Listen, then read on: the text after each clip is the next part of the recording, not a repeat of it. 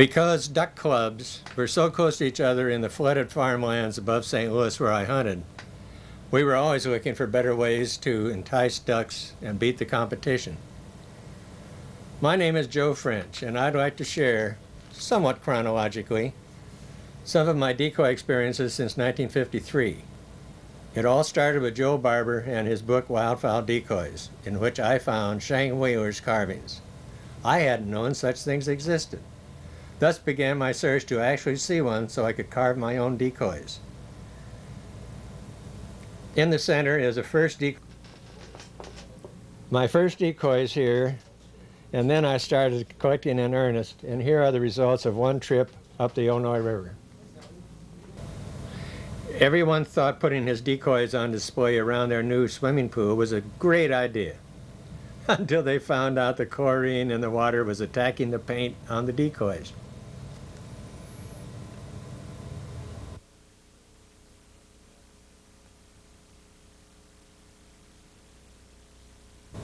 Again.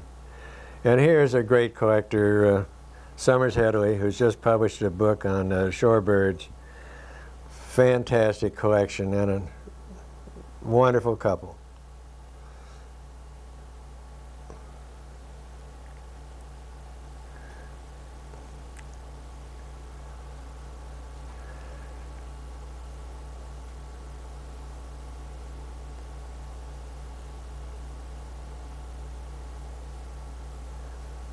These are Mort Hansen's house some years back. You realize that many of these collections are long gone.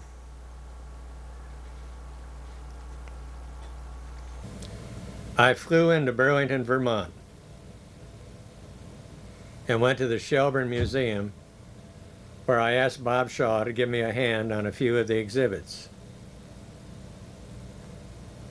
The first group here are of New Jersey decoys.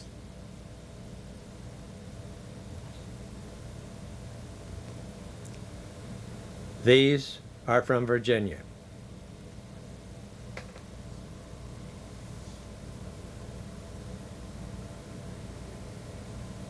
On the top shelf, a couple of pieces by members of the Nickel family from Smith Falls. And then the shelf below that, we don't know the carver on the left. The carver on the right is Bud Tully. And then the next shelf down, you have a Robert Paquette Golden Eye and another Paquette family Bluebill. And then a couple more Paquette family things below that. We know are the Merganser in the upper left, which is by Willie Ross, and then the Scoter and Rockinghead Black Duck on the next shelf down, which are by Gus Wilson, all from Maine and Nova Scotia area. Midwest. Upper left is a early Charlie Purdue crow, and then a Mr. X, now identified as Joseph Sibley Widgeon, and a herder's owl with a homemade base. Then the next shelf down, we've got two different models of mallard by Charlie Walker and a late 20s pintail drake by Charlie and Edna Purdue. And then below that, we have a left to right a Robert and Catherine Elliston mallard hen, a Fred Allen mallard hen, and a Judge Cameron mallard hen. And then on the bottom shelf we have a Burt Graves canvasback and a Burt Graves black duck, and then a pintail by August Hawes. Michigan and Toronto area, Lee Smith's preening black duck up on the top, and a Ben Schmidt hen can, and a couple of birds by Tom Schroeder. Then we've got a John Schweikart can and a Nate Quillen pintail, and then a George Warren pintail. And then the next shelf down we've got Tom Chambers, and I've forgotten the little teal is the Reeves family, and the canvasback is Reeves family. And then on the bottom shelf, geese by Chambers and Warren.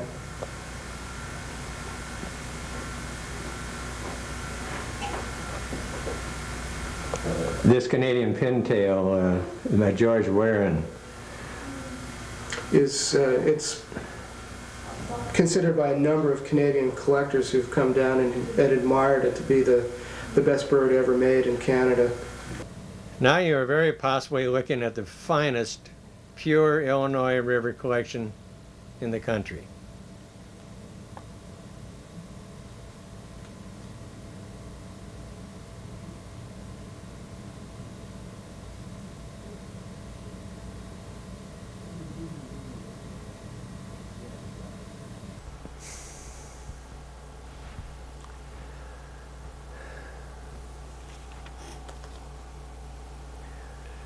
You can get ready for another treat. You think you've died and gone to decoy heaven.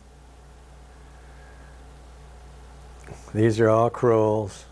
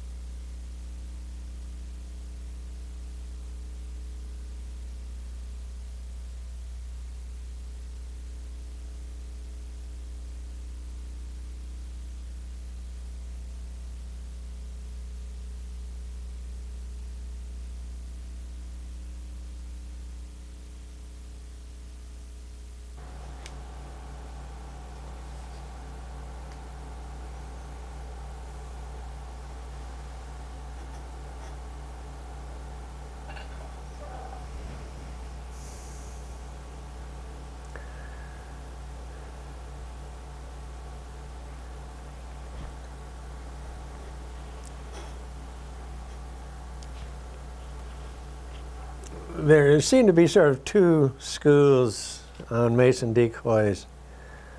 Those of us who love them and those who don't care that much for them. I think they're the painting, the old style, I think is just beautiful.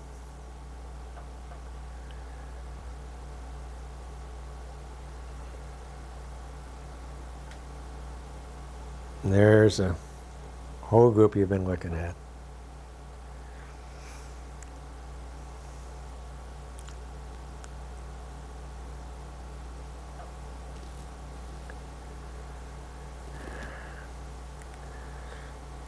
You won't see those elsewhere, I don't think. Here's a fantastic collection, beautifully displayed.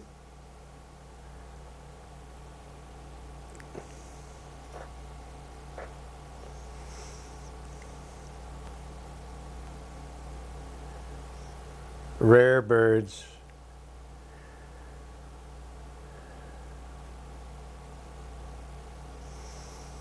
And I imagine you're wondering what museum I visited here.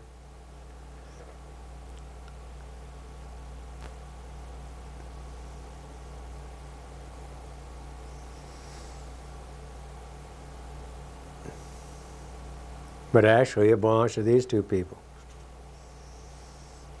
Again, of buds. Joe Tonelli, I think this is back in '69, and this is in the '80s. A terrible picture, I'm sorry. Here's Joe, Donna, and Randy Root. These are Joe and Donna's birds. Some of them.